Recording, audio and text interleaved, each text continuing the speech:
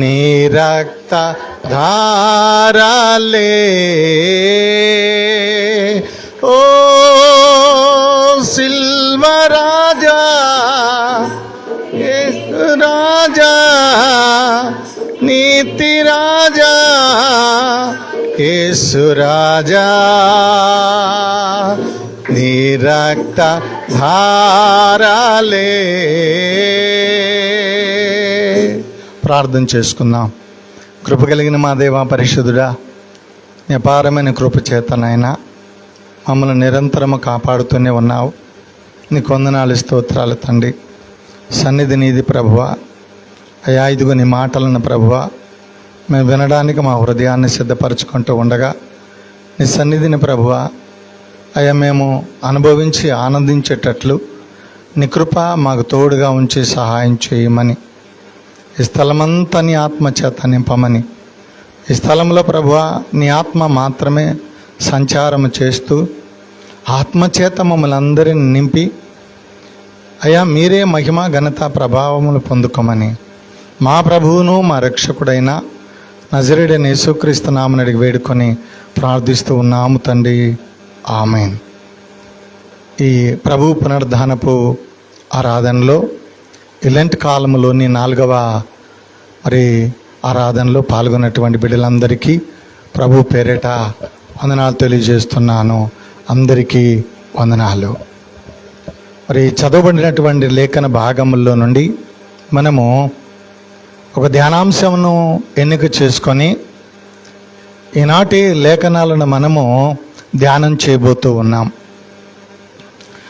ఇది నా ధ్యానాంశం ఏమై ఉన్నది అంటే దేవుని కుటుంబము అనే అంశమును గూర్చి మనము ధ్యానం చేయబోతూ ఉన్నాం. ఇక్కడ దేవుని కుటుంబము అంటే ఏ ఒక్కరూ కాదండి. ఈ విశ్వములో ఉన్నటువంటి సార్వత్రిక సంఘమంతా కూడా దేవునిలో కుటుంబమై ఉన్నారు. దేవునిలో మనమందరము కూడా ఒక కుటుంబముగా ఉన్నప్పుడు ఆ కుటుంబానికి కొరత ఉండదు, కొదువు ఉండదు, సమృద్ధి కలిగినటువంటి ఆశీర్వాదం ఉంటుంది అని కూడా మనము చదివినటువంటి పాఠముల ద్వారా కూడా మనకు అర్థమవుతూ ఉన్నది. కనుక సార్వత్రిక కుటుంబము అని మనము చెప్పుకోవడం ద్వారా ఈ సార్వత్రిక కుటుంబము ఏమై ఉన్నది అంటే భౌతిక సంబంధమై ఉండలేదు అని కూడా మనం గుర్తుంచుకోవాలి. భౌతిక సంబంధమైనది కాదు, ఆత్మ సంబంధమై ఉన్నది అని కూడా మనం గుర్తుంచుకోవాలి. ఈ ఆత్మ సంబంధమైనటువంటి కుటుంబము క్రీస్తును కలిగి ఉండి ముందుకు వెళ్ళే కుటుంబముగా ఉండాలని కూడా మనకి ఇక్కడ లేఖనాలు తెలియజేస్తున్నాయి. మరి దేవుని కుటుంబములో యజమాని ఎవరు? దేవుని కుటుంబములో యజమాని ఎవరు అంటే దేవుడే యజమాని. మన తండ్రి మనకు యజమాని. మరి మన తండ్రి మనకు యజమానిగా మనము ఆయనను స్వీకరించిన తరువాత మన కుటుంబం ఎలా ఉంటుంది చూడండి. మన కుటుంబంలో శాంతి ఉంటుంది, మన కుటుంబంలో రక్షణ ఉంటుంది, మన కుటుంబంలో కృప మరి కలిగినటువంటి వారముగా మనం జీవిస్తూ ఉంటాము. మన కుటుంబము ఐక్యత కలిగి ఉంటుంది. మన కుటుంబము మరలా తిరిగి ఆశీర్వాదముతో కూడుకొని ఉంటుంది. మరి దేవుని కుటుంబం అని మనం చెప్పుకుంటూ ఆ కుటుంబములో ఇప్పుడు చెప్పబడినవి ప్రతిదీ కూడా కలిగి ఉండాలి అంటే ఒకే ఒక సూత్రం ఉన్నది, ఒకే ఒక మాట ఉన్నది. ఏంటి ఆ మాట అంటే, ఇదిగో తండ్రి పలికినటువంటి మాట ఉన్నది. ఆ మాటకు ఎప్పుడైతే మనము అప్పగించుకొని ఆ తండ్రి కుటుంబములో ప్రశాంతంగా మనము ముందుకు వెళుతూ ఉంటామో ఆ దేవుడు మనకు అన్నీ కూడా సమృద్ధిగా ఇవ్వగలిగినటువంటి దేవుడు అని కూడా మనం గుర్తుంచుకోవాలి. మరి దేవుడు లేకపోతే మన కుటుంబము ఐక్యత ఉండదు, రక్షణ ఉండదు, కృప ఉండదు, ఇంకా మరి శాంతి ఉండదు, ఆశీర్వాదం ఉండదు. ఇవన్నీ లేకుండా మనము ఈ భౌతికమైనటువంటి ఈ జీవనంలో ఈ కుటుంబము కలిగి మనము జీవించట ద్వారా నిరాశ, నిస్పృహ, శ్రమ ఇవి తప్ప ఫలితం ఉండదు. ఎలా ఉంటుంది అంటే, రోజుకి ఒక 100 రూపాయలు మనం సంపాదించుకుంటే 200 ఖర్చు అయిపోతూ ఉంటాయి. భౌతికమైనటువంటి కుటుంబము, ఆ కుటుంబంలో క్రీస్తు గనక యజమానిగా మనకుంటే మన సంపాదనను మనము తూకం వేసుకుంటాం. మన సంపాదనకు తగినటువంటి ఖర్చునే మనం పెట్టుకోవడం ద్వారా మన కుటుంబంలో ఏముండదు అంటే కరువు ఉండదు, కొదువు ఉండదు, అశాంతి ఉండదు, ఐక్యత ఉంటుంది, ప్రశాంతత ఉంటుంది, ఆరోగ్యము ఉంటుంది. ఆ కుటుంబంలో కలహం ఉండదండి. అందుకే ఇక్కడ తండ్రిని గనక మనం విడిచిపెట్టి తండ్రి కుటుంబంలో గనక మనం లేకుండా మనం వెలుపలికి వెళ్ళిపోతే మన కుటుంబం ఏమైపోతుంది అంటే, తండ్రి ఇంటిని విడిచినటువంటి ఒక వ్యక్తికి శ్రమ కలిగింది. పరిశుద్ధ గ్రంథములోనే మనం చూస్తాం. ఒక వ్యక్తి తండ్రి ఇంటిలో ఉన్నప్పుడు ఆ తండ్రి కలిగి ఉన్నటువంటి అధికారము, ఆశీర్వాదము, ఆనందము, శాంతి మరి సమస్తాన్ని కూడా ఆ కుమారుడు అనుభవించాడు. ఆ కుమారునికి మరి ఏ విధమైనటువంటి కరువు అనేది లేదు, మనశ్శాంతిగా జీవిస్తూ ఉన్నాడు. ఎప్పుడైతే తండ్రిని విడిచిపెట్టాడో మరి తన జీవితంలోనికి ఏమొచ్చింది అంటే శ్రమ వచ్చింది, బాధ వచ్చింది, కరువు వచ్చింది. తినడానికి ఆహారము కూడా లేక జంతువులు తినే ఆహారము తినడానికి అతడు సిద్ధపడినట్లుగా మనము లేఖనములో చూస్తాం. చూడండి, లూకా వ్రాసినటువంటి శుభవార్త 15వ అధ్యాయము, లూకా వ్రాసినటువంటి శుభవార్త 15వ అధ్యాయము 11వ వచనం దగ్గర నుండి మనము కొన్ని వచనాలను చదువుదాము. చూడండి.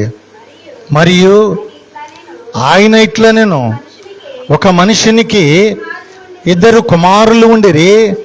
వారిలో చిన్నవాడు తండ్రి ఆస్తిలో నాకు వచ్చు భాగమిమ్మని తన తండ్రిని అడుగగా అతడు వారికి తన ఆస్తిని పంచిపెట్టెను.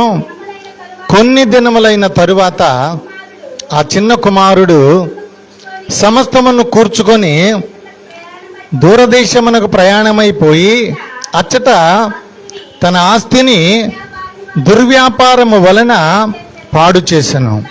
అంతయు ఖర్చు చేసిన తరువాత ఆ దేశమందు గొప్ప కరువు రాగా వాడు ఇబ్బంది పడి సాగి వెళ్ళి ఆ దేశస్థులలో ఒకని చెంత చేరెను. అతడు పందులను మేపుటకు తన పొలములోనికి వానిని పంపెను. వాడు పందులు తిను పట్టుతో తన కడుపు నింపు కొన ఆశపడెను గాని ఎవడనో వానికి ఏమీ ఇయ్యలేదు. చాలండి. చూడండి, ఇక్కడ ఈ చిన్న కుమారుడు తండ్రి ఇంటిలో ఉన్నప్పుడు చాలా సుఖవంతమైనటువంటి జీవితాన్ని అతడు జీవించాడు. తినడానికి కొరవలేదు, కట్టుకోవడానికి కొదవలేదు, మరి ఖర్చులు పెట్టడానికి కొదవలేదు. మరి ఎక్కడ చూసినా ధనమే, ఎక్కడ చూసినా ఆశీర్వాదమే. ఎందుకొరకు అంటే తండ్రి చెంత ఆ చిన్న కుమారుడు ఉన్నాడు. అయితే ఆ చిన్న కుమారుని హృదయంలో ఒక దురాలోచన కలిగింది. ఆ దురాలోచన ఏం చేసింది అంటే తండ్రికి ఉన్నటువంటి ఆస్తిని 2 భాగములుగా చేసుకొని తనకొచ్చే భాగాన్ని తీసుకొని దూరదేశం వెళ్ళిపోయాడు. దూరదేశం వెళ్ళిపోయి ఏం వ్యాపారమును ఎన్నిక చేసుకున్నాడు? దుర్వ్యాపారం, అంటే పాడు వ్యాపారం చేశాడట. వ్యాఖ్యానములో మనం చూస్తే అతడు తనకున్నటువంటి ధనమంతా కూడా విలాసవంతమైనటువంటి జీవితాన్ని అతడు చాలా సుఖవంతమైనటువంటి మరి పాప సంబంధమైనటువంటి వ్యభిచార సంబంధమైనటువంటి జీవితానికే తన ధనమంతా కూడా ఖర్చు చేశాడట. ధనమంతా అయిపోయింది. అయిపోయిన తర్వాత ఇదిగో అక్కడ కరువు వచ్చింది. కరువు రాగానే ఇదిగో అతడు ఏం చేశాడు అంటే అక్కడ తనకు ఆహారం కావాలి. ఆహారం కావాలి అనుకున్న వాడు ఏం చేశాడు అంటే ఇదిగో పందులను గనక నేను మేపడానికి గనక నేను వెళితే ఆ పందుల యజమాని ఆహారం ఇస్తాడు. ఆ ఆహారము తినైనా బ్రతుకుదాము అని ఆశపడ్డాడు, కానీ అది కూడా అతనికి దొరకలేదు. చూడండి, ఇక్కడ తండ్రి ఇల్లు అది చాలా ఆశీర్వాదముతో కూడుకున్నటువంటిది. తండ్రి ఇల్లు చాలా ఆనందముతో కూడుకున్నది అని కూడా గుర్తుంచుకోవాలి. అందుకే ఇక్కడ తండ్రిని విడిచినటువంటి ఒక వ్యక్తికి ఏ రీతిగా శ్రమ కలిగిందో మనం ఇక్కడ చూసామండి. అయితే చూడండి, మరి దేవుడు ఏర్పాటు చేసినటువంటి ఈ భౌతికమైనటువంటి జీవనంలో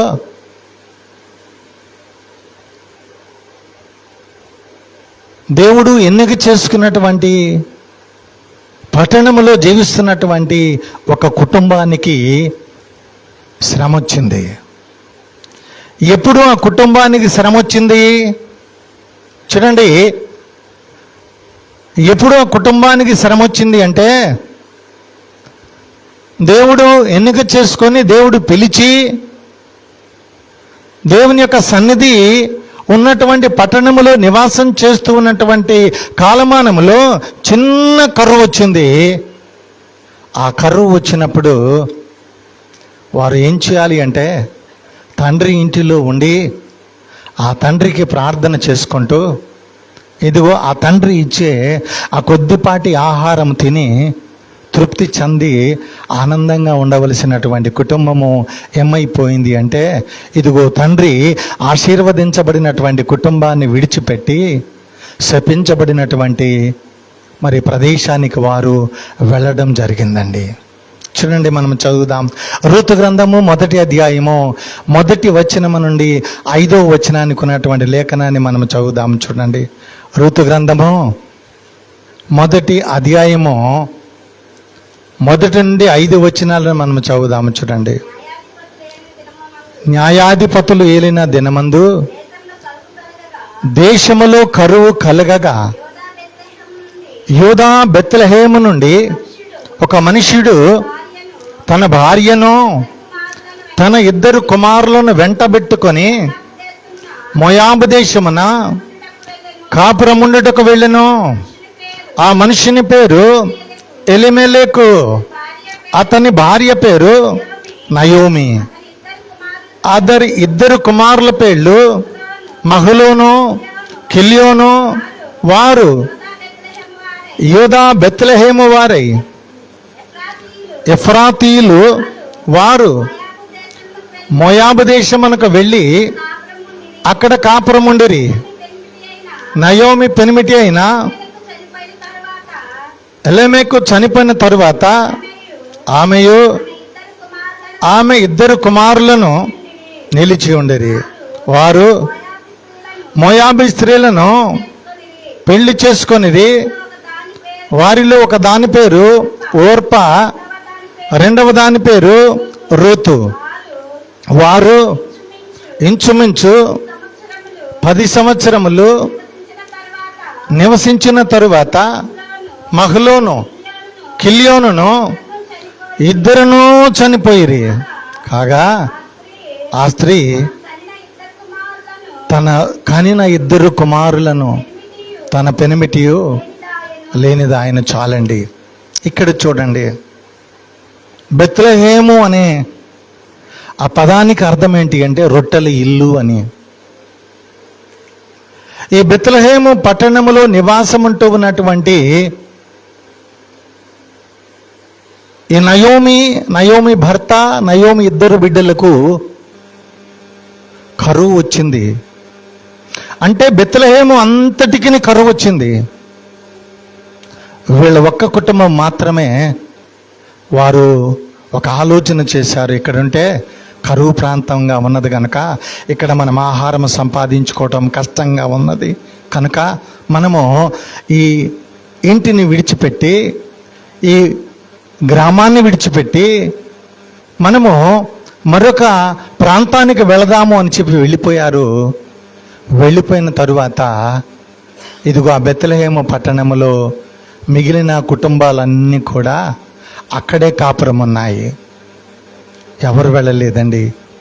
ఈ ఒక్క కుటుంబం మాత్రమే తండ్రిని విడిచిపెట్టి, తండ్రి ఇచ్చినటువంటి ఆశీర్వాదమును విడిచిపెట్టి ఏ ప్రాంతానికి వెళ్ళారు అంటే మోయాబు దేశమునకు వీరు వెళ్ళినట్లుగా మనం అక్కడ చదువుతున్నాము. మోయాబు అంటే శపించబడినటువంటి పట్టణం అంటది.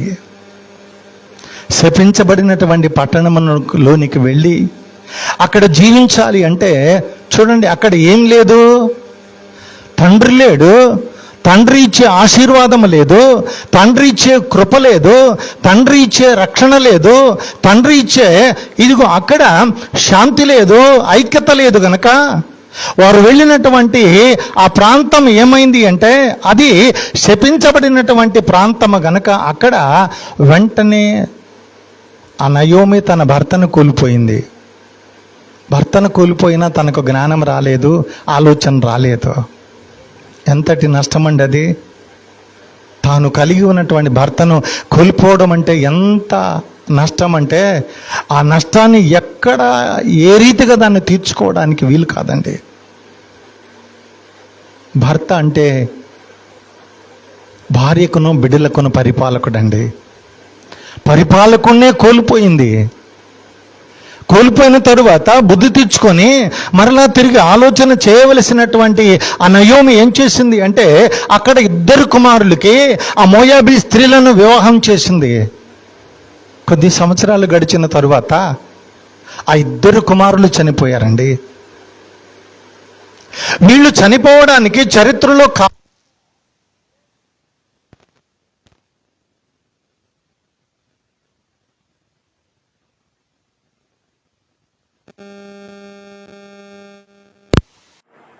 వీళ్ళిద్దరూ చనిపోవడానికి చరిత్రలో కారణము ఎక్కడ మనం చదివినా వీళ్ళు చనిపోయిన కారణం ఏంటో, దేనికి చనిపోయారు, ఎందుకు చనిపోయారు, ఏ జబ్బు చేసింది, లేకపోతే ఏ బలహీనత వచ్చిందో ఎక్కడ మనం చదివినా కనపడదు.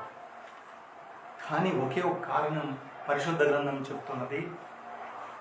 ఆశీర్వదించబడినటువంటి పట్టణాన్ని విడిచిపెట్టారు, శపించబడినటువంటి పట్టణానికి వెళ్ళిపోయారు కనుక ఆశీర్వాదాన్ని కోల్పోయినటువంటి వారికి ఎదురైనటువంటి శాపం ఏంటి అంటే కుటుంబమే మగదిక్కు లేకుండా భర్తను కోల్పోయింది, 2 బిడ్డలను కోల్పోయి చాలా శ్రమలోనికి వెళ్ళిపోయింది. చూడండి, అలానే మనము నిర్గమకాండము 32వ అధ్యాయంలో మనం చదివితే అక్కడ తండ్రిని విడిచినటువంటి ఒక జాతి, చూడండి జాతంతా కూడా ఏమైపోయిందో మనం చదువుదాం. చూడండి, నిర్గమకాండము 32వ అధ్యాయము 7వ వచనాన్ని మనం చదువుదాం. చూడండి, కాగా యెహోవా మోషేతో ఇట్లనెను, నీవు దిగి వెళ్ళము, ఐగుప్తు దేశము నుండి నీవు రప్పించిన నీ ప్రజలు చెడిపోయిరి. చూడండి, దేవుడు ఆయన ఏర్పాటు చేసినటువంటి, ఆయన పిలుచుకున్నటువంటి ఒక జాతి పిలుపు ఎక్కడ నుండి ప్రారంభమైనదంటే అబ్రహాము దగ్గర నుండి పిలుపు ప్రారంభమైనది. తిరిగి ఇశ్రాయేలు జనాంగముగా వారిని దేవుడు ఆశీర్వదిస్తున్నాడు.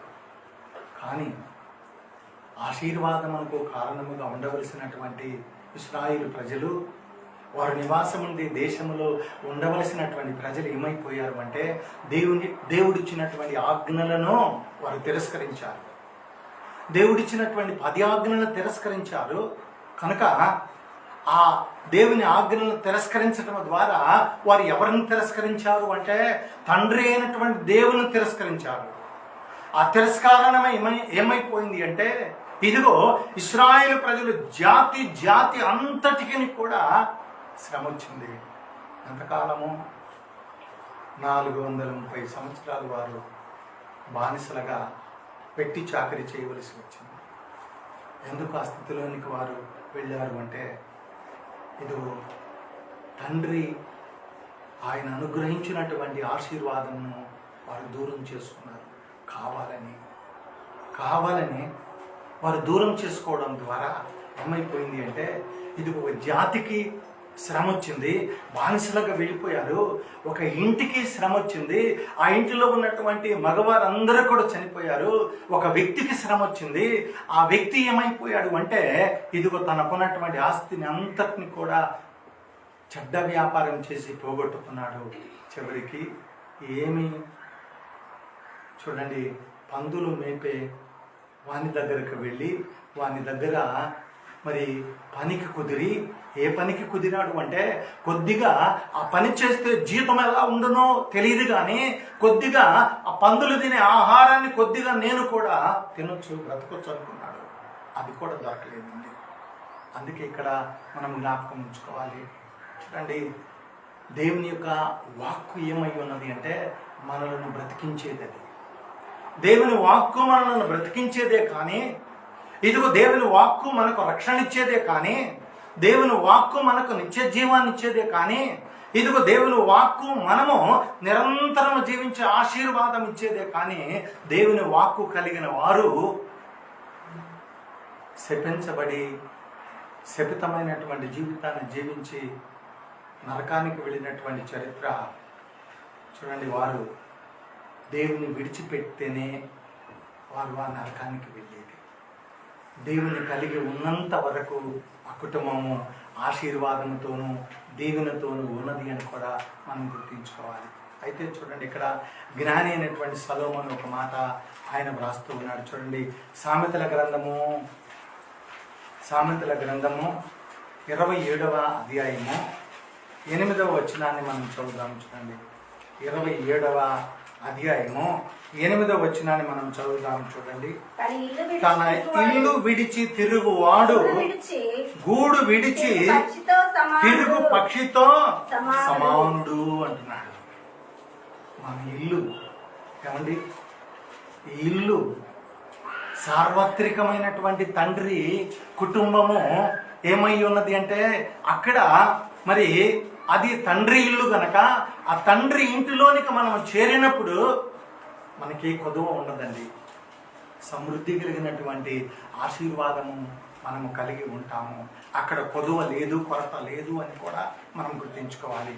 అక్కడ ఏం లేదు, అక్కడ తండ్రి ఇంటిలో మనకున్నటువంటి అవసరతల్లో ఉన్నటువంటి ఏ అక్కర మనకు అక్కడ కలగదు. అక్కడ ఏమున్నదు అంటే ఆహారం అవసరం లేదు, నీరు అవసరం లేదు, అక్కడ ఏమీ అవసరం లేకుండా నిరంతరము తండ్రి ఇంటిలో ఉన్నది ఒకే ఒకటి ఏంటంటే ఆ తండ్రిని గణపరచటమే, తండ్రిని మహిమపరచటమే అక్కడ ఉన్నది అని కూడా మనం గుర్తించుకోవాలి. అందుకే చూడండి, ఇక్కడ తండ్రి ఇల్లును విడిచిపెడితే శ్రమ ఉన్నది అని కూడా మనం గుర్తించుకోవాలి. అందుకే జ్ఞాని అయినటువంటి సొలొమోను అంటాడు, తన ఇల్లు విడిచి తిరుగువాడు గూడు విడిచి తిరుగు పక్షితో సమానం. గూడు లేకపోతే పక్షి నిరంతరం తిరుగుతూ ఉంటుంది. కానీ తనకంటూ ఒక గూడు ఉంటే ఆ గూడులో విశ్రాంతి పొందుతుంది. కానీ ఇక్కడ తండ్రిని విడిచిపెడితే ఆ తండ్రి సన్నిధి గనక మనము కోల్పోతే మనకు వచ్చే శ్రమ చూడండి, ఎంత భయంకరమైనటువంటి శ్రమ వస్తుందో కూడా మనకు పరిశుద్ధ గ్రంథం చెప్తూనే ఉన్నదండి. అందుకే చూడండి, దేవుని బిడ్డలకు ఏమున్నది అంటే శరీరానికి సంబంధించినటువంటి ఆహారము భూమిలో నుండి వస్తూ ఉన్నదండి. మనకు ఆహారం కావాలి. ఈ భౌతికమైనటువంటి దేహాన్ని దేవుడు మరి సృష్టించిన తరువాత ఆయన ఏం చేశాడు?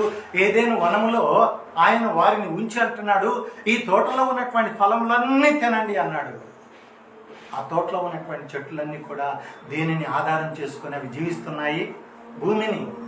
భూమిని ఆధారం చేసుకుని జీవిస్తున్నటువంటి వృక్ష ఫలము తినండి, మీ కడుపు నింపుకోండి, మీరు ఆనందంగా ఉండండి అని చెప్పి దేవుడు చెప్పాడు.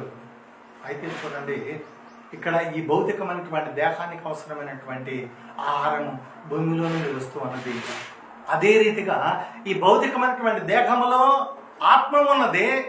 ఆత్మకు సంబంధించినటువంటి ఆహారం ఎక్కడి నుండి వస్తున్నది?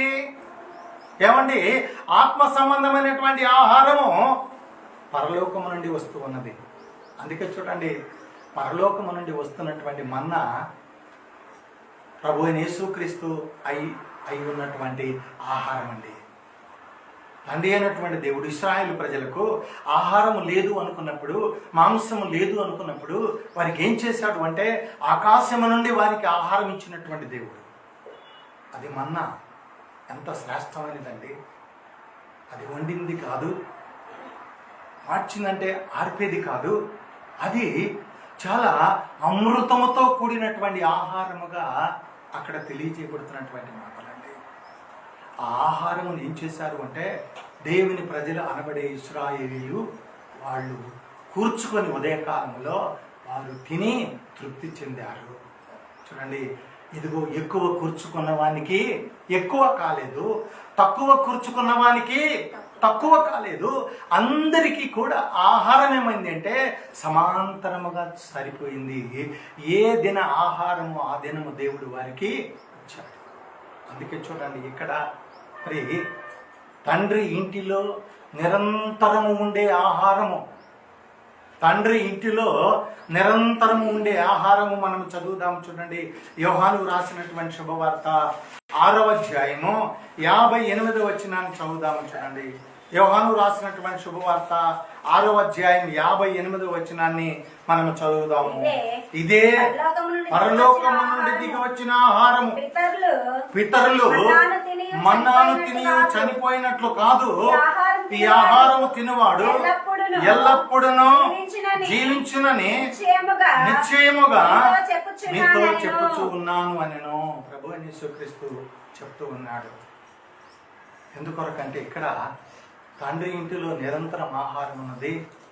ఆ ఆహారం కనుక తీసుకొని తింటే వారికి ఆకలి ఉండదు. తండ్రి ఇంటిలో ఉన్నటువంటి జీవజలం ఉన్నది.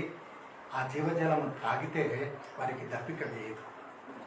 కానీ తండ్రి ఇంటిలో ఉన్నటువంటి ఆహారం తీసుకోక, తండ్రి ఇంటిలో ఉన్నటువంటి ఇదిగో మరి జీవజలమును మనం త్రాగకుండా ఏ రీతిగా మనము తృప్తి చెందగలము?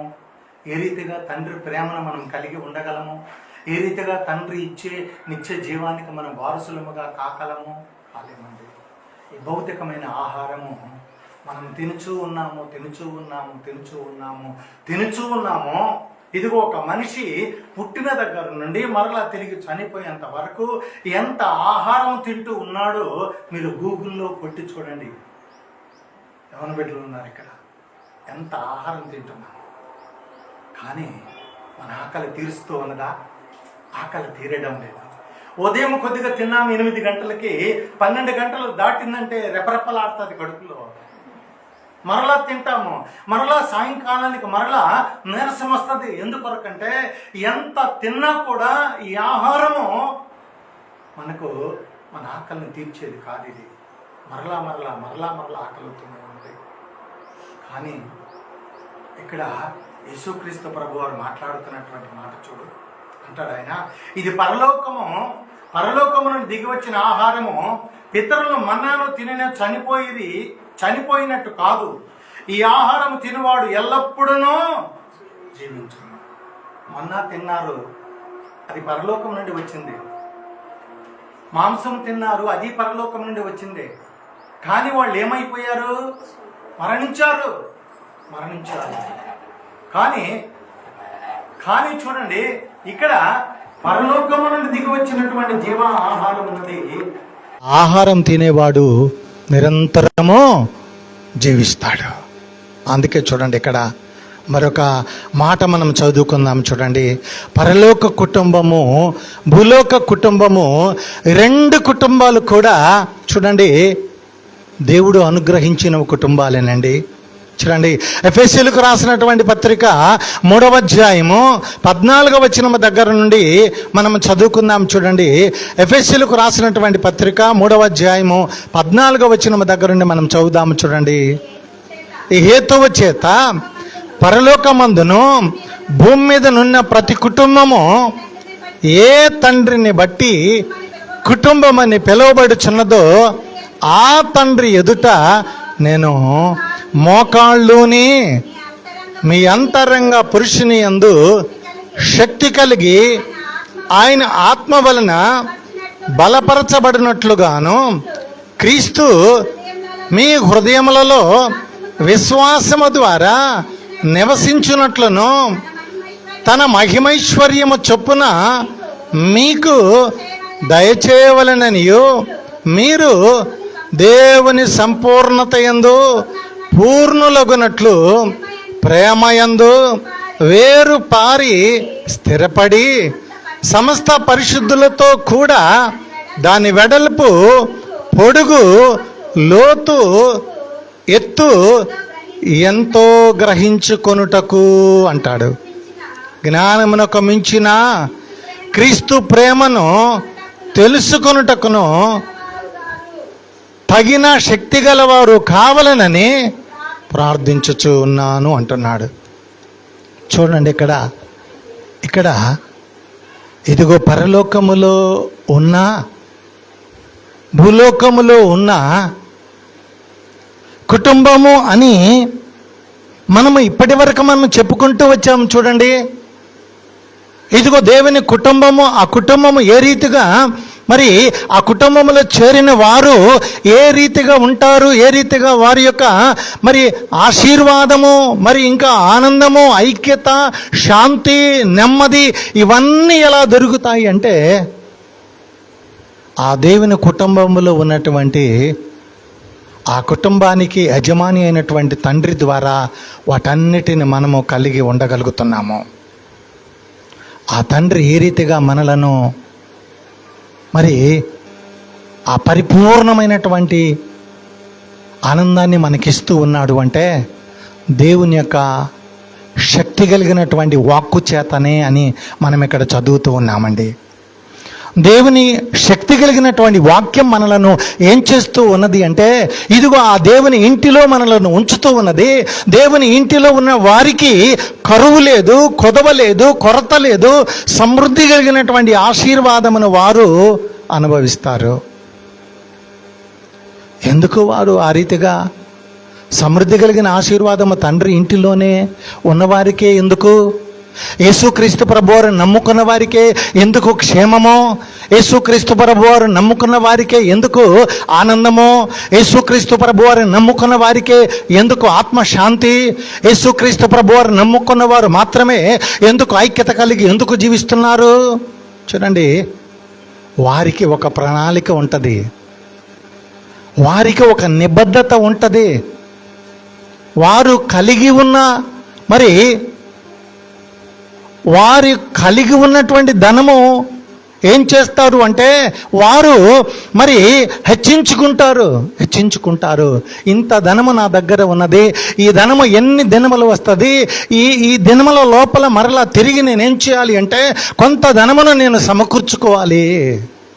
అలా కాకుండా ఉన్న ధనమంతా ఒకరోజే మనము ఖర్చు పెడితే మిగిలిన 29 రోజులు ఎలా జీవించాలి? కష్టం కదా. కనుకనే ఆ చిన్న కుమారుడు కలిగినటువంటి స్థితి మనము కలిగి ఉండకుండా ఉండాలంటే తండ్రి ఇంటిలో ఉండాలి.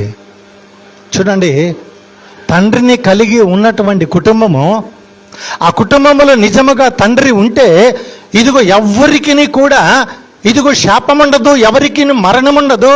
అందరూ కూడా ఇదిగో తండ్రి ఇంటిలో ఉండి వారు నిత్య జీవాన్ని కలిగి ఉంటారు. మరణము అక్కడ లేదు అని కూడా మనం గుర్తుంచుకోవాలి. తండ్రి ఇంటిలో ఉన్నటువంటి వారికి ఇదిగో వారు ఒక రాజ్యముగా ఉన్నప్పుడు, ఆ రాజ్యములో తండ్రి ఇదిగో పరిపాలకుడుగా ఉన్నప్పుడు ఆ రాజ్యము ఏమైపోదు అంటే శత్రువుల మరి చేతిలోనికి ఆ రాజ్యం వెళ్ళిపోదు. వారు బానిసలుగా ఇతరులకు వారు బానిసలుగా వెళ్ళి వెట్టి చాకిరీ చేయరు. ఎందుకొరకంటే మనము ఎక్కడ మనము తిరుగులాడినను మనము తండ్రి బిడ్డలుగా మన నొసటన ముద్ర వేసుకొని మనము ఆ తండ్రిని ఘనపరిచేవారిగా ఉండాలని, ఆ తండ్రిని మహింపరిచేవారిగా ఉండాలని దేవుడు కోరుకుంటున్నాడు. అందుకే చూడండి, దేవుడు అంటాడు, ఇదిగో అపోస్తలుడైన పౌలు ద్వారా మాట్లాడిస్తున్నటువంటి మాట, ఇదిగో ఏ రీతిగా తండ్రి నామము ఘనపరచబడాలి అంటే భూలోకములో నీ కుటుంబము ద్వారా తండ్రి నామము ఘనపరచబడాలి, పరలోకములో కూడా అదే రీతిగా ఇదిగో నీకున్నటువంటి కుటుంబము ఘనపరచబడుతుంది అని చెప్పి కూడా అక్కడ సెలవిస్తూ ఉన్నటువంటి మాట.